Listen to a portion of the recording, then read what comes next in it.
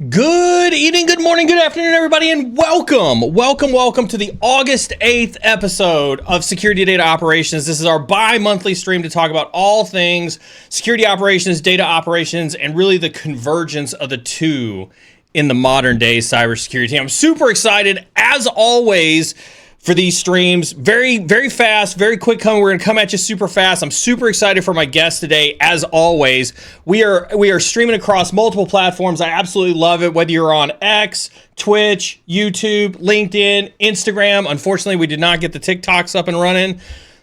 Sad. I actually wanted to see if I could get Jax to dance a little bit on screen for a little TikTok, but I guess we won't get that one. So we're just streaming across all the other platforms. So make sure wherever you are, you're tuned in, excited to get to today's content. Let's hit a couple rules super fast before I introduce my guest for the day. Number one, first and foremost, no toxicity, absolutely whatsoever. What does that mean? No racist, sexist, misogynistic, elitist, or otherwise toxic behavior is allowed in chat at any point in time. No tolerance. We have a zero tolerance policy for that. Absolutely. We do have mods in chat. Make sure you give a huge shout out, whatever platform you're on, to our moderators. Moderators do work tirelessly to try to make ssure that chat is a free and inclusive environment for everybody to participate in. Mods make no qualms out of utilizing that ban button out of any of the platforms if you are in violation of any of the rules. Mods, however, are not here to stifle chat in any way whatsoever. As a matter of fact, we absolutely want to hear from you. One of the values that comes from these streams and any of the Cyber Insecurity streams being live is that you get to speak with professionals like myself and Jax and other guests that we have, on a regular basis, and really get to experience what it's like to talk to folks like us. Which leads us really to kind of our second rule, which is really more of a reminder than it is anything else. We love questions. Absolutely, hands down, we absolutely love questions. Jax is a fellow content creator. I'll get to that in a little bit. We absolutely love to interact with the community and answer your questions. And so one of the benefits from these streams being live, as I mentioned, is the ability to ask and answer questions in real time. So we encourage questions throughout the stream. Drop them at any point in time across whatever platform you happen to be under. We'll grab those questions and we'll push them up on screen as we see fit. It's always better. We always do this because instead of waiting for a dedicated Q&A time at the end, you get your question early, we get to push it up early, and we get to ask the questions throughout the course of the stream. This way we keep it interactive, and that's how we really like to do it. And so without absolutely further ado, that's probably the quickest intro that I ever do in my entire life, Jax. Without further ado, chat, put your hands together across LinkedIn, YouTube, Twitch, Instagram, X for my good friend. So good to see you, Jax. Welcome to the Sec Data Ops stream. Oh man, I'm on the stage. You are. Stage. Did you see me back here trying to do selfies? I was like, God. Maybe I can do a selfie while he's talking. I think it turned out okay. I'll post that later. Jeez. Gonna get the selfie. Look at we go selfie time. Yeah. Oh, it's so fun. Oh my God. How are you doing? Oh, it has been fun. Yeah, let's just say it's been fun with the new job and everything, moving, life. I've been great. Good. At the end of the day now. Yeah, Good. It's been great. I can't imagine that there is anybody in chat that doesn't know you, but just in case you've never met Jax, just in case you've never seen Jax before, she's been on the stream before, I've been on her content before, she puts a ton of content out there. You're insanely popular with the cybersecurity community, so let me recap really fast, because I love to brag about my guests, and I love to brag about you particularly, right? First and foremost, thank you so very much for your military service. You were in the military, and on top of that, you were Special Forces, Army Special Forces, and you were forward deployed, so thank you very much for your military service for that. You've also held some really awesome roles with Cap One doing threat intel. You were a threat intel warrant officer. You were a consultant for Guidehouse, which was formerly Grant Thornton. And currently, you are VP of cybersecurity for Pearson, which is, as everybody knows, is the global tech company or global ed tech company that's out there. And that's just your day job, is leading a major function for a large organization like Pearson. You also have an immense amount of community endeavors where you're a member of the Counterterrorism Project with the Atlantic Council. You're a cyber influencer for the U.S. Army Reserve. You're a fellow content creator with your own Outpost Gray YouTube channels and your ITSP magazine podcast with our good friend Erica McDuffie. So you're not busy at all, are you? You've got like tons of time to do this podcast with me. All day, all day. Yeah. I actually texted you and I was like, oh my God, I'm gonna need a break before I hop in there. I had to like go outside and I went outside to go walk, Neal. And I was like, oh, I'm gonna get this break. It's so nice. It's a little rainy. As soon as I walked outside and walked like 10 feet down, it just started raining on me. And I was like, okay, I'm not gonna walk outside. So I came back inside and I was like, I just need to step away from the desk for a while. But yeah, and we'll dive into all of that, like the busy side as you climb the ladder, being in cybersecurity, because it's like training, physical fitness. It doesn't get easier. You just get better at it and you learn how to level up. Well, on that same note, how do you manage your time with all this stuff that you've got going on? Oh gosh, time blocking, color coding, delegation is key. Being in a senior executive role, one of the biggest challenges I faced going from going into an executive role, it was mid-executive role. It's very different being there than being in a senior executive role where you're driving strategy, metrics. You're not doing the day-to-day work. You're driving the day-to-day work. You don't get like footnotes when you go into this role. So for me, it was relearning how to time block appropriately to my skill, like my position, my skills, and then learning how to properly manage the talented team that I had so I could delegate.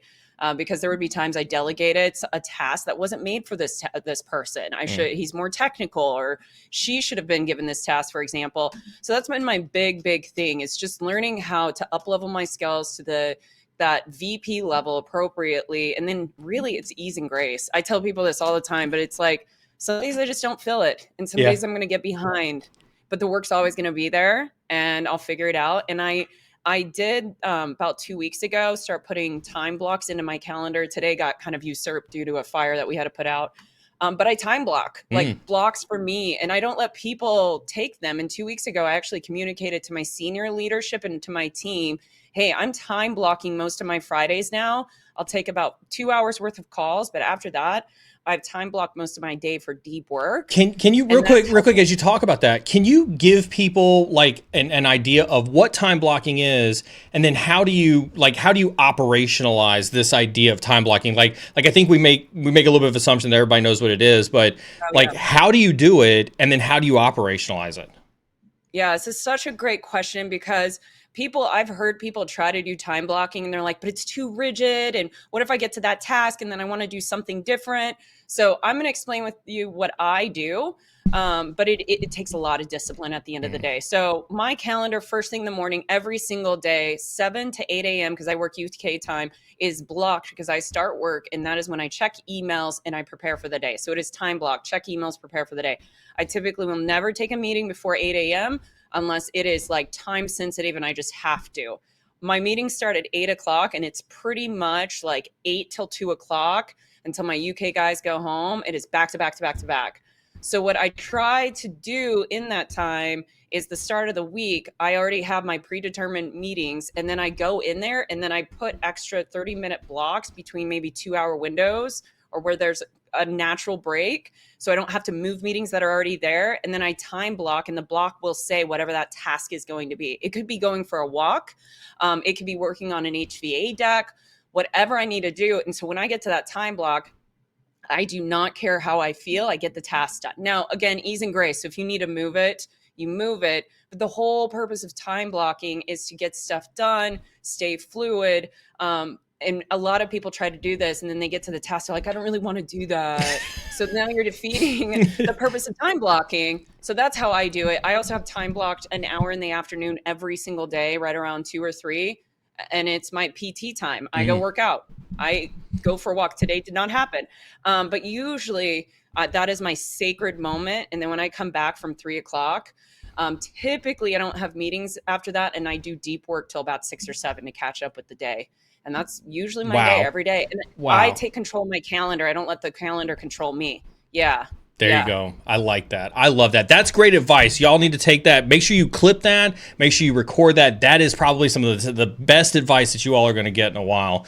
Let's dive into a few topics really quick, Jax, because there's definitely some things on your radar that I want to try to pull out for the community. And let's really start with your move from Guidehouse to Pearson. And I often talk to my community that there is an immense value in spending time in your career in consulting. I spent time at PwC. My wife did a long stint at PwC. Like, I'm huge on that value of consulting, and you get to see a lot of different challenges and solve a lot of diverse problems in consulting. But there's always that dynamic shift when you leave consulting and go to work for a big org like Pearson. And so can you dive deep into what that challenge was like for you to go from consulting to leading a global function like you are at Pearson? Yeah, I think taking a step back for the audience too, because you know me, so you know kind of where my journey's been. And a lot of people probably don't know that most of my time has been spent supporting or working in the government space. Mine is Capital One, because even when I worked at Fire, Mandiant, I was a consultant for the federal space. So I had very little experience in the corporate sector, maybe a few years. So it's good to mention that, because it's a very different animal in the corporate world. But I can tell you, I was ready to move to the corporate sector from the federal sector. However, what you aren't prepared for when you're a consultant is, as a consultant, you go in and you solve problems. You go in, you assess their environment, you provide them solutions. They do the implementation. They do the execution. You're like this is a oversimplified thing, but you're a program manager. You're a technical program manager. You go in and you make sure they're doing what they're supposed to be doing. And sometimes you do the implementation, but not always. Most of the time you're guiding them through that. Their team is doing the implementation and everything. That's why you're being brought on. Fix their stuff. In this job, you're all of it. You are the consultant, you are the solutionist, you are the implementer, you are the all of it. You are the road mapper, you are the creator, you are now let's go and do this, let's execute it. You are the continuous monitoring piece. You're all those things that as a consultant, you pitch and help them develop. Now I'm doing all of it. And what's unique about Pearson, and I think it is unique to Pearson, not a lot of companies operate this way, but Pearson has 6 different functions. They have the digital and technology where I sit. So that's like the main kind of area. But then we have 5 businesses, and every single one of those businesses have their own entire ecosystem with CTOs. Some of them have quote unquote quasi security teams, marketing teams, hiring teams, their HR. They have their own way of doing things. We have 17,000 employees. And so what's unique about my role and my team is we sit not only in CISO, so we drive security objectives, but we work in all of the divisions. So I have to know, we're not like the other elements within CISO, which provide a service, but they sit directly in CISO, and they do have some connects into the division. I'm not saying that, but our role specifically as the business information security team is to embed into the division and know exactly what's happening day to day, so we can address security concerns before they happen and then drive that back. So it's that the complexity to your question was really whoa to me, but then recognizing how different the commercial sector is versus the federal sector, and just the consultant part. I tell everybody, I think everybody should be a consultant for at least 2 years, because the skills that I gained from that has helped me immensely. Because one of the big things you need to be able to do is storytelling and sharing and socializing the plans that you want to achieve. And I learned all of that through consulting. So now that's helping me within this role of developing relationships and helping with driving my strategy at the end of the day. Yeah. I love that. I love that. And speaking of strategy, and again, I know some of this is you and I, worked on some of this, kind of as you've transitioned and worked towards this, but I want to pull this out, for everybody to see. Did you develop kind of either pre-employment or as you've gotten settled into Pearson, did you develop a 30, 60, 90-day strategy? And if so, talk high level. I don't want you to disclose anything sensitive. Can you kind of describe what that was? And then what I want you to do then is also tell the audience how that changed once you got hired and realized, oh crap, this is reality. Yeah, so I jumped in really eager. I was like, I'm going to do a 90-day strategy. We're going to 3 months. We're going to thinking we're super agile and all this is going to happen. And I came in just woo, that, really that new kid that's super excited. Yeah, about 4 or 5 weeks in, I was like, WTF, what did I just get into, Neal? I And yeah, that was a me problem, not a them problem, Yeah. because you can't change a massive organization to move faster. So you have to kind of reassess what you're going to do. And I'm one of those people that I like to overperform. So I knew immediately as I was coming into my second month, this amazing 90-day strategy that I had put was a little more optimistic than I realized was possible and a little bit more aggressive. And so I actually took a step back and I made a 6-month plan. And I don't know if that's 180 days or whatever, but I re-strategized this. I was like, okay, it's not, because everybody hears about the 90 days. And for me, I had to change. So in 2 months, I said, screw it. My 90 days is about, now it's about developing relationships. It's about knowing my team's talents or gaps. It's about making a foundation for my team. So in 3 months, I want to turn around and I want to launch all of these big projects. But in the first 3 to 4 months, I've got to build credibility. I have to build trust. I have to know who my team is. And then I can start building these big projects. And so that was my huge like awakening moment. So I took this massive step back, revamped everything, took a different approach to how I was doing it, all about relationship driven. And I can tell you personally, I'm really proud of kind of the direction we're going, and we're cusping into our 6 months. And the 2 huge projects that we're kicking off in the next 6 months are coming into fruition. Like these are massive things that are happening now. But if you had asked me like 2 or 3 months ago, I don't know, I would have been like, ugh. Yeah, culture. And that's the other thing, culture change. So one of the things my boss said when he brought me on is he wanted to see a culture shift. And Neal knows this personally. There were some hard weeks, hard days that I was just like, what have I gotten into? But I can personally tell you that if I ever have to go through this again, a culture change, now I know that when culture change happens, personalities, people's opinions, people's feelings will get hurt. People are not going to want to see the change happen. People are going to get angry. But if you stay the course and you continue to socialize, communicate what's going to be happening and listen to people, most people get on board and they figure it out. And it was right around the 3 months, 4 months that you started to really see the changes from things. But it was really bumpy there for a bit. Yeah. I love that. I love this story, and I love this story for a couple of different reasons, right? Because I think everybody has been through that hard charging phase, right? And I equate it to the folks who are listening in. Whenever you have a moment where you're like, why don't they just patch that vulnerability? Why don't they just upgrade that system? Why don't they just make everybody implement MFA? Like, if you had to speak to like those people who are just like, why don't they just do these common cybersecurity things? Explain to people how you personally came about those challenges inside of an organization like Pearson, where you realized that people weren't as agile or going to move as fast as you thought they would. Yeah, and I think part of this, and I just have to say, DJ B said, good to see you. He said, Jax coming and running full speed and someone threw down a glue trap. So, dude, so true. Oh my God. And then I was like, ugh. And I'm like, what is happening? I was not making friends and when influencing people in my first few weeks. People were like, who is this chick? Oh, it's terrible. But so from this perspective of like thinking of like Pearson and having the 5 divisions and everything, what I always try to take the perspective, and this is just in life, is that everybody's doing the best that they can. Like I always assume positive intent. And something you sometimes see in security is like, oh, people are just doing that on a spite. They're not listening. I wish they would just install multi-factor. It's not that hard.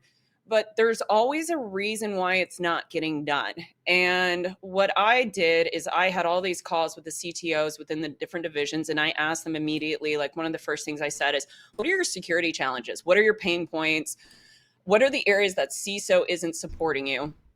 And across the board, what I was hearing is that they felt like CISO wasn't listening to them. Like they felt, and in a way, here's an example of that, like our policies. It's very hard to create a policy that's going to be able to appease the entire division and everybody in it. I will give you one example of this. So one of our divisions, we're an education company. So we have end users, and then we have 5 divisions, and then we have multiple businesses inside of those divisions which have their own set of leadership, their own products, their own assets. Some of these need to be able to give end users certain types of access. And so then trying to get multi-factor on that or single sign-on, there's one platform we have that they have to use 2 different single sign-ons to be able to get into the environment to be able to operate. So what I've noticed is, and this is for all security professionals that work at large organizations, encouraging you to step out of your area and your silo and recognize that although it's easy for you to install MFA and you're like, yeah, it just takes X, Y, and Z, everybody should do it. There's probably other intricacies that are at play that the leadership is not setting that up. There might be some issues with the users being able to get in there. So they're like providing them that they don't have to have MFA or single sign-on or whatever the situation is. That's what I've started to realize was when I started sitting down with them and asking, because I'll ask, like, if it was MFA, why aren't you utilizing MFA in this environment? Ask them questions, and typically they have an answer to it. Is the right answer? I'll let you all decide that. But then how to make this happen, how to get MFA across the organization is then you figure out what their problem is, identify the gap, and then you work with them to fix it. And one of the CTOs told me last week when I was briefing one of my future plans of my team of where I want us to be around like partnerships versus like this push relationship. He told me directly, he's like, up to this point, it's been is I feel like it's been a push. Like security just pushes down what they want, but it hasn't been a partnership of like, how can we help you and your business grow and keep it secure? And that's what I'm really trying to cultivate from my team is like, CISO's here to support you guys, not to try to make your guys' lives harder, and like trying to like demystify our role is the most important thing. So it's like education. Yeah. And imagine that an education company has to educate its company on the principles of cybersecurity. Yeah. But twofold to that too, especially all my peers that have been there much longer than me that are like working their tails off. Sometimes it just gets frustrating, Neal. Yeah. You're like, from our lens, you're like, we know this is a security concern. We know these things. We've pushed it out and you're still not doing it. So I see that factor as well. But at the end of the day, if we want these leaders to do what we need them to do, in my opinion, it's better when you sit down, you understand why they're doing that, and then you adjust to help them figure out how to do that. So it's not linear. Security's that's one thing I've learned. Security will never be linear. You have to work with your clients, your customers. I'm telling my team, we're calling them our partners now. Like all the division leaders, they're our partners. We're working with them. They're not our business units. They're our partners. Yeah. Well, now on that same note, I think that's a good transition, right? Because part of your job, as you've kind of talked about, at Pearson, is that business information, security, business that you happen to be in. You talk about these 6 different business units and just, you this re-communication and this almost integration you had to do with an expectation setting with the CISO organization. How hard was it for you personally to navigate the vast diversity of business personalities and do it on behalf of the CISO organization?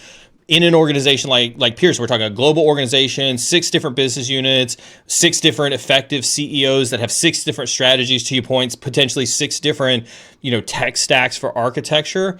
How hard was it navigating that diversity of personalities? Fortunately, I can honestly say that it was easy for me because I have that type of personality that I can usually relate to almost anybody. And so I think because of how I held the first calls, it wasn't about me in my intro. Like I told them who I was, because I think you need to provide, hey, I'm here, this is my background. But most of the call was, I'm here to understand what are your challenges. I'm here to help make your life easier. I want this to be like an open conversation. I want you to be super direct with me. You're not going to hurt my feelings.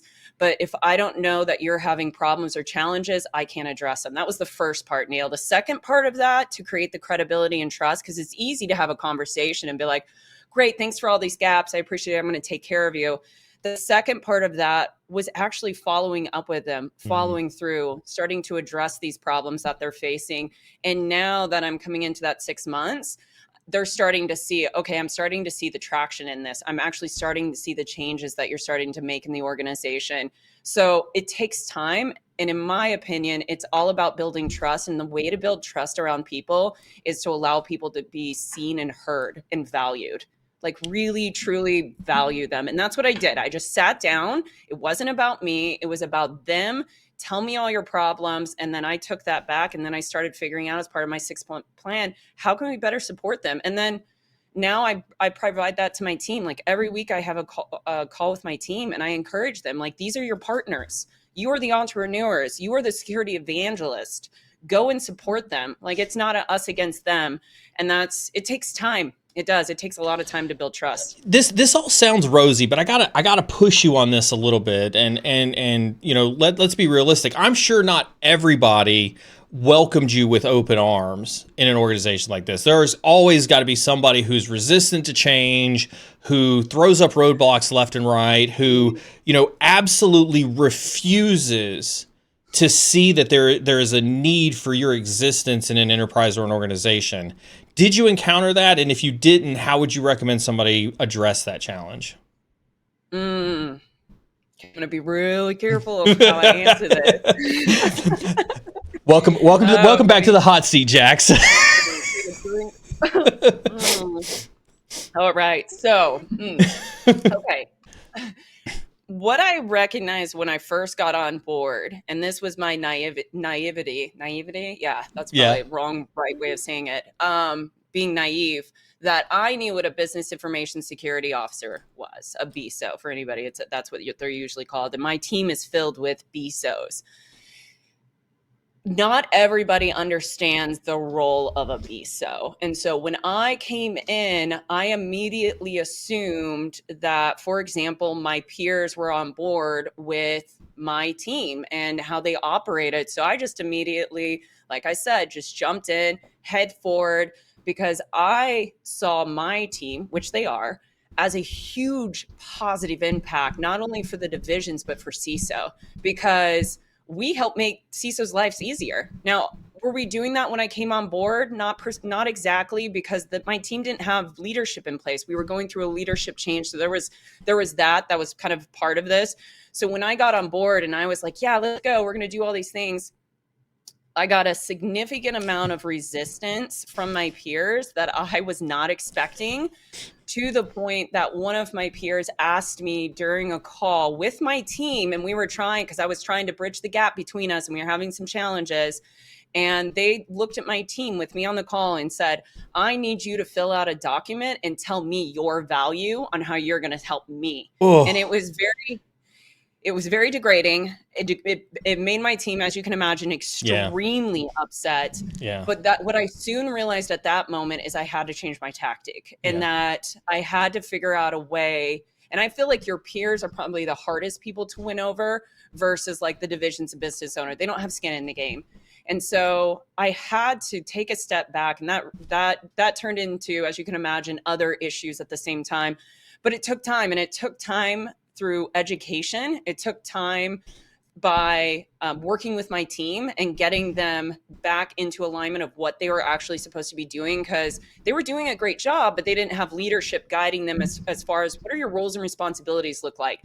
What are we supposed to be doing? Kind of getting rid of miscommunication that was happening, because my team would communicate something that wasn't correct from what, should have been communicated from another department in CISO.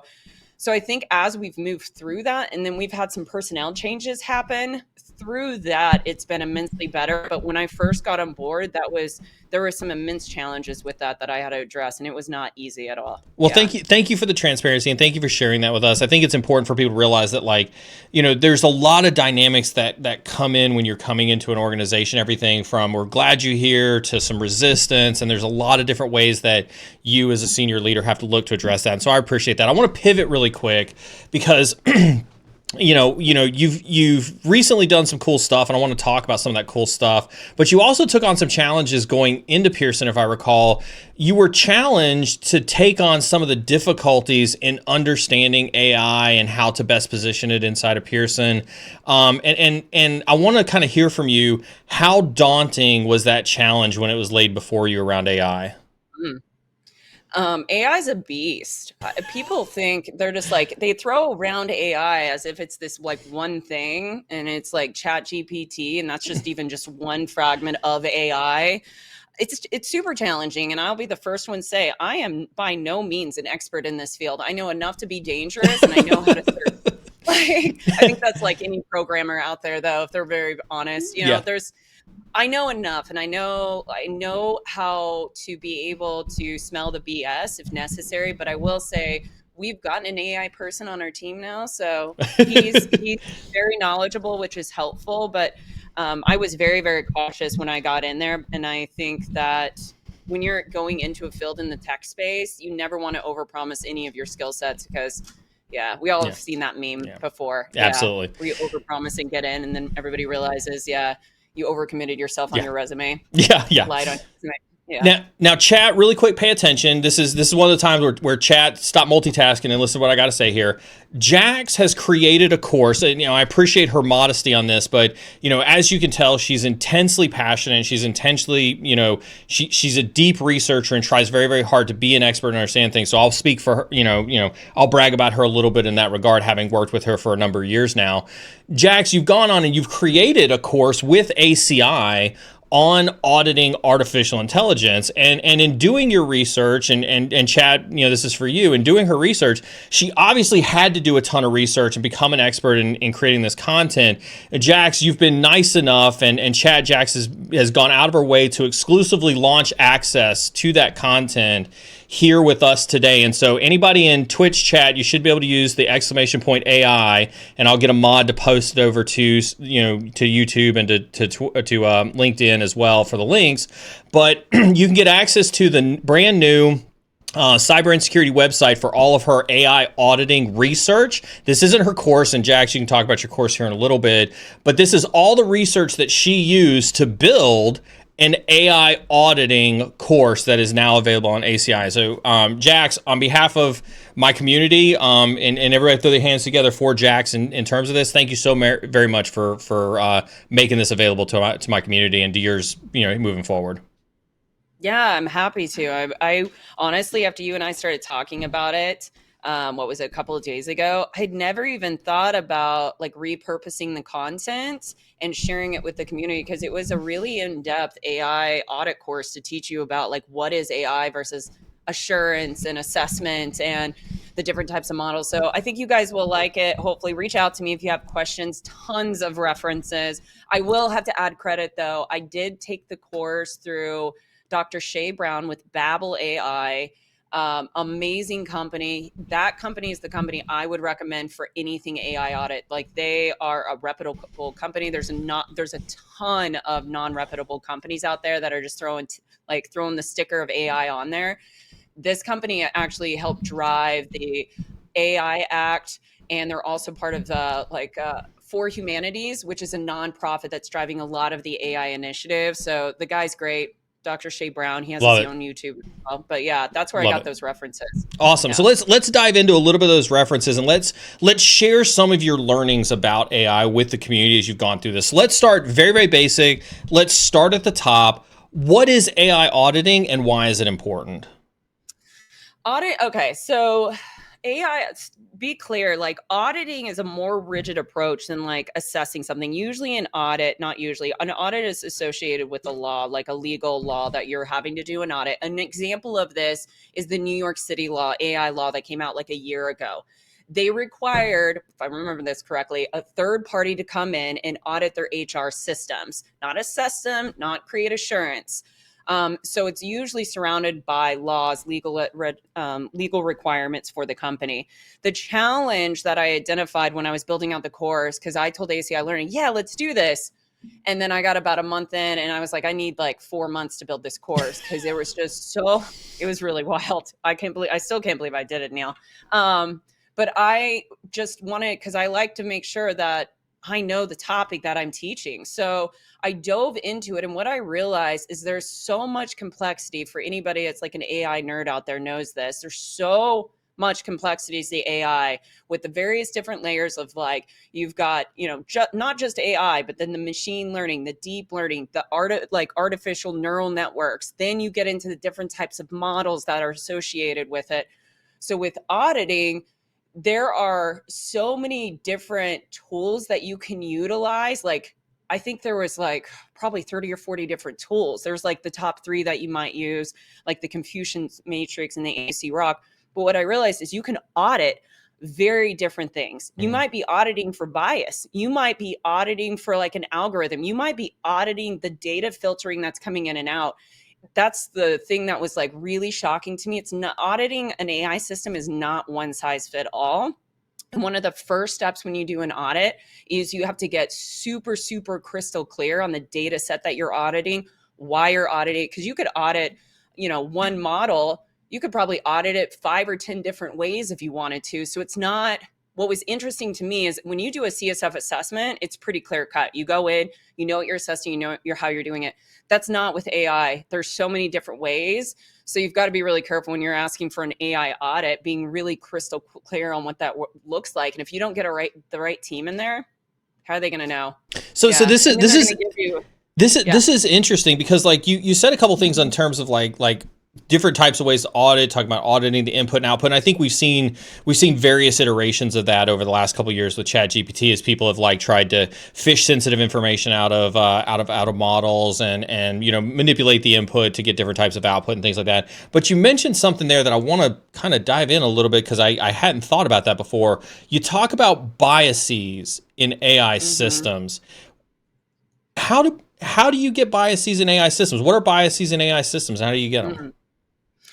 Okay, biases are generated by the data, typically generated by where you were pulling the data. There's systematic biases, so like historical, social biases. There's human biases, so that could be like an individual or group, and then like statistical or computational biases, so process validation.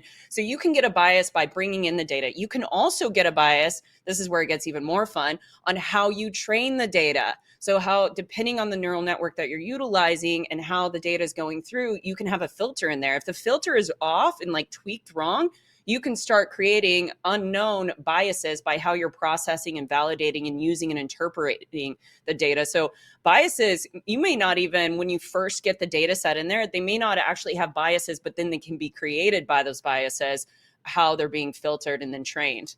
That's what makes AI so really complex to be able to audit.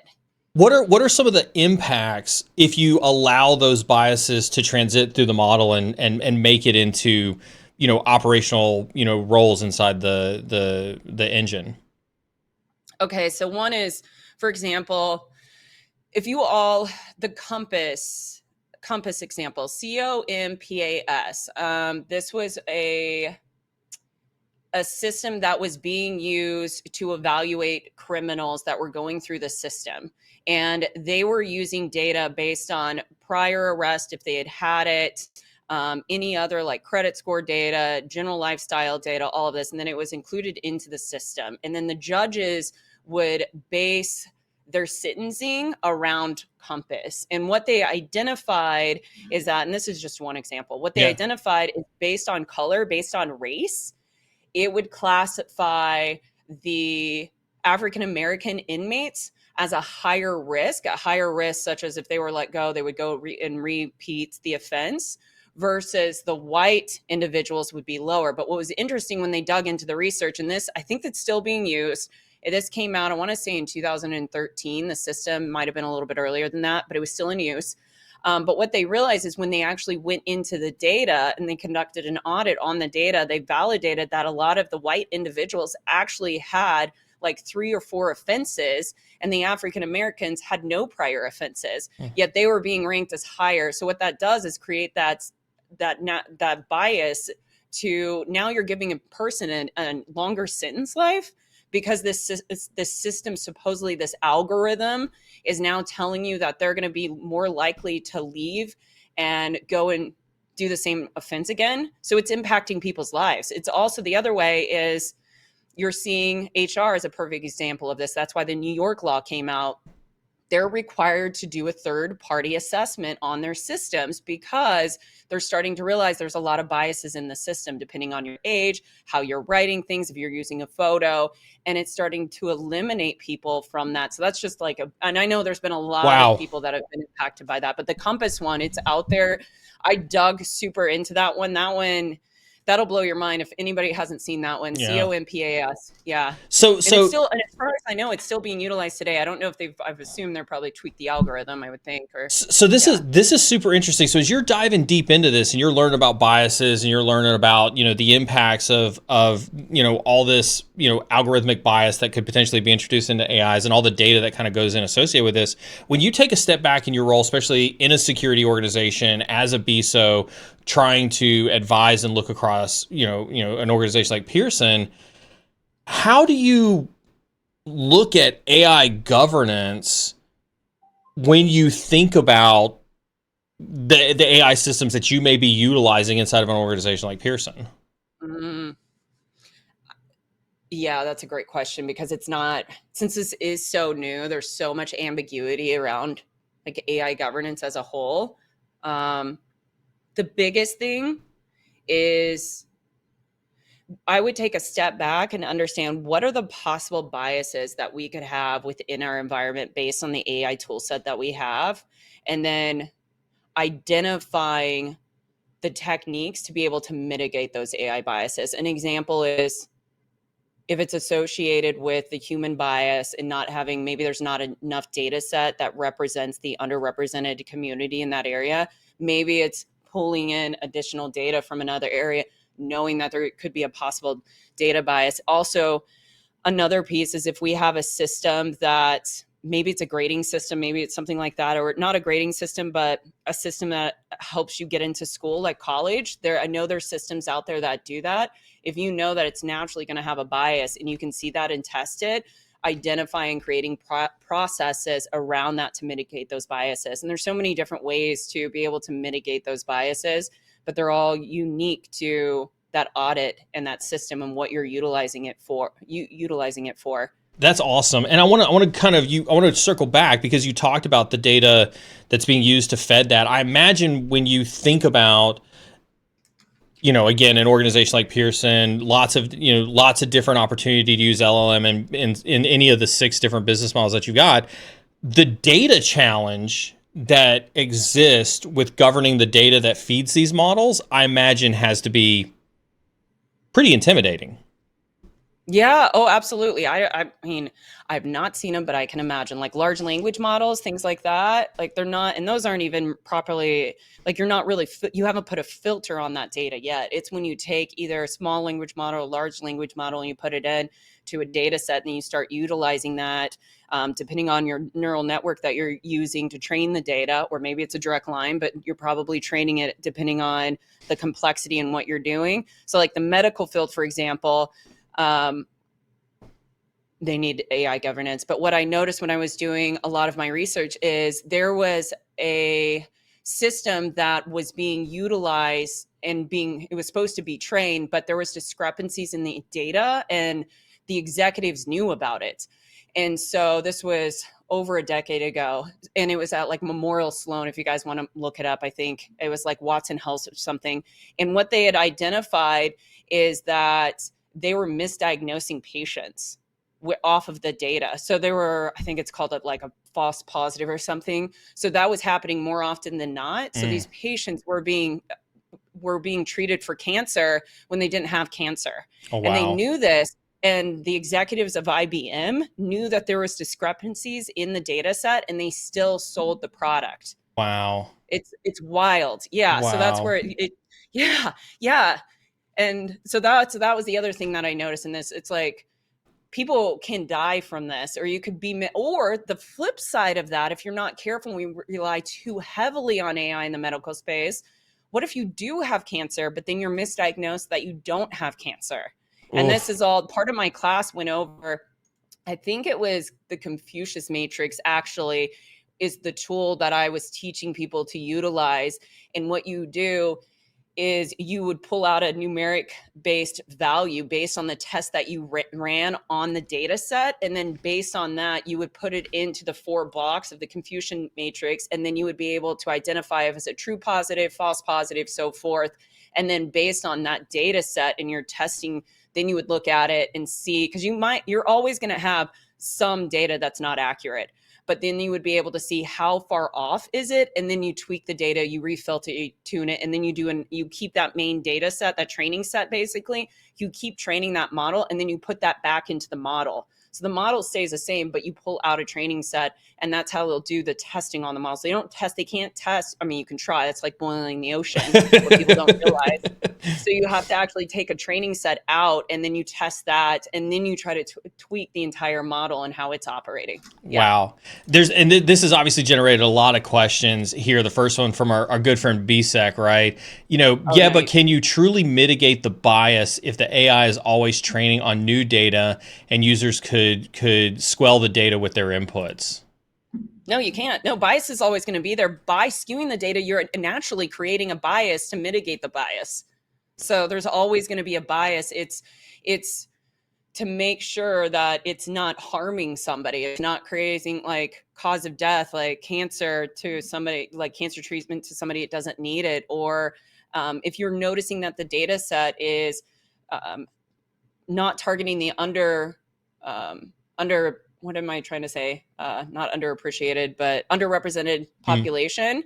That's a bias naturally in the data set, but bringing in that data to adjust the bias is creating a artificial bias now, because you're wanting to balance out the data set. So it's like a vicious loop. Exactly. So that's why it's so important to audit these systems and pay attention to it. And people are starting to realize how sensitive these systems are. And it's not just plug and play, like plug and play. And then once it starts doing its training, it could think about it. It's like flying. If it's off by 1% on how you're training after time, I mean, you're going to be in California instead of Seattle. What is so then this feels like security control 101, right? Like you've got to build this thing secure by design from Jump Street. And so like what are some key considerations when you're building, if you're in this model space, you've got tons of data, to your point, you're not going to be able to assess all the data that's going into the model, but how do you ensure algorithmic fairness when you're looking at these types of models? Okay, so that's such a good question. Thank you. If I was creating, I'm like, man, if I was creating this from scratch, what would that look like? I think that it would get into taking into consideration that it's more than just humans that you want to look at. You want to look at the impact on the people, technology, even the planet when you're building out these systems. And they call it, Babel calls it, I don't know if it's collectively within the AI org, socio-economical systems. Crap, am I saying that right? I think so. That sounds right. Socio-economic? I think it's just economic. Social-technical AI systems. Yeah, and that is all about considering other aspects, not just the technical aspect, but realizing that there's people are going to be associated with it, the hardware, the laws, the regulation, the data, the algorithm model. So when you do one of these things, you have to look at like what is the decision or the end that we want out of this, because the algorithm or the model, it takes the data in, you filter based on what you're utilizing as your filters. Your neural networks are all inside what we call, a black box, gray box, white box. And then based on that and how you've modeled it is going to deliver you a decision, which that's when you take your human action, or, laws and regulations are all based on the decision. So you have to consider all of that from the data point all the way to the decision when you're building these. And what they're trying to do too is they being the government of the United States, is trying to approve opening up the black boxes so we can have more transparency. However, I don't think that's going to happen because there's a lot of proprietary, especially with how we're now integrating our world into API keys. So I foresee the future of this. If we can get into that will get more into a gray box where you can see some of the inner workings, but you can't see all of them. Otherwise, I think we're going to have like breach of privacy. But to really make sure that these systems are protected and they're doing what they need to be doing, we would need to, in essence, go to a white box to know like how is this operate. And that's the other challenge. We're not going to get there. It's going to be black box. We're only going to be able to test based on the data going in, the filter. We won't know very much on the black box, and then the output. That's really what you're testing on. And then you're only testing on a data set, not even the entire box. That's what makes it so challenging. Yeah. Wow.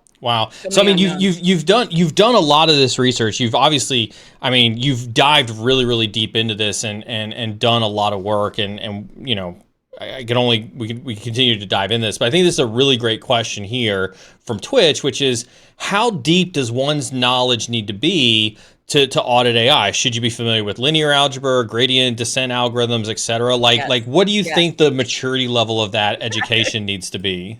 Who sent that? Oh, Camir Sierra, sorry. Yeah. Okay. Yeah. Cami. I'm gonna call you Cami if you don't mind. That all of those. Like I took the Babel AI course. It was like a 2 or 3 grand course to take, and it was a remarkable course. But I can tell you when I got into like he goes deep in the math, and I'm like I had to pull up and out on that. He got into the linear algebra, everything. Like he went into it. So that's why I said his team does it the right way. Like they dive into this. Now, I think that at a super high level, you might be able to audit these systems, but if you want to really do it right, you're going to have to understand algorithms, math. You're going to have like, I wish I had been that smart when I was younger. Right. Yeah, I pulled up and out. I didn't even finish that course curriculum. There's a whole section that was really, really tough. If you guys are interested in it, I think he breaks up those sections. So you might just be able to take that if you guys like math, because he has a PhD in physics. So he dives in like deep. Yeah. And I took some of them, but it was so far over my head. He goes into like major algorithms, breaking it down, and just my head exploded. So yeah. So it's fair to say though that like if we were to look at things on a spectrum, like obviously, you know, there's a lot of different depths in which you could be an expert in terms of auditing, especially, and I say expert, like is it fair to say that AI is still so new that there's a lot of different places that regardless of what your mathematical expertise is or where you're at from an understanding perspective, you could fit in somewhere on this AI auditing spectrum? Oh my God, yes. There is actually part of my course. I talk about the non-technical aspects that you need because you need to both have the technical prowess, but also the non-technical. So an ideal team, in my opinion, would be 2-person team. Someone that's really has great interpersonal skills and can help with writing the report because that's the critical part, and can be able to communicate what's happening technically to the business level. So you need that person, and then you need a wicked technical person that has that mathematical background that can really dissect those systems or those models in the way that we would need. That would be an ideal world for me as a 2-woman team to do that. But I agree with you. It's still, we're maturing, but we're still in a very immature space as far as understanding AI and how it works and how to audit it. Not so much how it works, probably more around like, how do we audit this effectively so we can not only identify these biases, but hopefully prevent more coming in by trying to adjust. So I don't think we're there yet. So that's an interesting segue, right? Because, you know, you're in the content space. I'm sure you get this from your community. I get this from my community a lot in terms of AI and its future, specifically in the cybersecurity organization and stuff like that. If you were to, now that you've gone through all this AI stuff and you've really dove into the deep end of the pool, if you had to predict 3 ways that AI could be used today to make a cybersecurity organization better, more efficient, you know, things like that, like what would you narrow those down to? Okay, so one way that I've seen, and you and I actually talked about it, but I don't know how effective this would be because I didn't use the tool, but in GRC, there was a tool that we were looking at that was going to be able to go in, and I wasn't on all the meetings, but I heard that they were going to go in and they were going to basically scan our network and see where our deficiencies were as far as compliance and policies and all of this. And then they were going to provide us with this, what sounded like, here's a roadmap to get you to kind of where you are to the future state. I don't trust that yet. I think we can get there, but I would be leery to lay too heavily on that without trust but verify first. So I think that once we kind of tweak that, I think it can be a great resource for us to be able to go into our environment, identify that, and then create the documents we need. Like have like a smaller language model that we utilize that knows our policies, knows how we do everything, and it does it all for us. So that's it. The other thing is on security specifically, and we're seeing this with more and more organizations, the use of AI within the like intelligence space and being able to use like a certain code or something to be able to scrape for indicators of compromise, pulling data much faster. I think it's probably out there. I just don't know it. Like something for the dark net. Actually, I have seen it, and they can go in and they can actually scrape the dark net much faster to be able to get data associated with a keyword. So that would be helpful for security. And then the other one that I have seen, but I don't know how effective it is these organizations are pitching that they can come into your network and kind of like the GRC tool, connect the APIs. And the next thing you know, they're able to go and do a scan and then provide all the gaps, what needs to be done. And it's all like within a second. I don't know if I don't, because we're building out a dashboard right now and it's taking immense long time. But I do think those are going to be areas that things that are really laborious for us. I don't think they're going to get rid of that, but I think they're going to help us expedite some of those processes in the future. And I think in the future, in like the next 3 to 5 years, I don't think we're there yet. I think a lot of companies, not all, but I think a lot of companies are overselling they're overcommitting and overselling what they have with AI. So funny you mentioned, as Jax talks about the GRC space and AI, make sure you're tuning in tomorrow morning at 8:30 Eastern. I've got she's an ex-McKinsey GRC person. She's coming on the stream tomorrow morning, and she's going to speak heavily about using AI in the GRC space, and I think that's going to speak heavily to what Jax is talking about. So if you're interested in continuing the AI conversation, especially in the GRC space, make sure you tune in tomorrow morning at 8:30. When we talk about that. One more for you, because I thought this was really interesting. You talk about having back on the Pearson conversation. You talk about having some transformational activities going on inside of Pearson. You've had some staff transitions that have happened as well. Pearson is growing. Obviously you're over there and you're kicking ass, and I couldn't be prouder of you for that. And you got a really awesome boss if he's watching. On top of that as well. The question is what is the best scripting language to learn as a cybersecurity professional? I think that's kind of the lead in, but also like ultimately, what's the best way to get hired at Pearson? Like what are you guys looking for over there? It's a good question right now too, because we are going to be opening the doors for some hiring.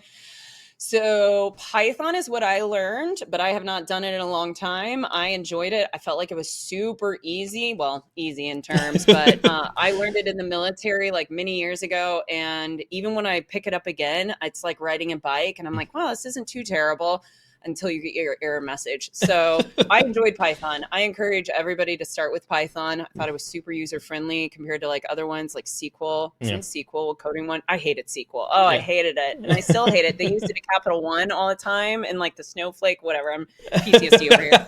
Yeah. Anyway, terrible. All the SQL people out there. So yeah, that was my thought on that. And then Pearson. Okay.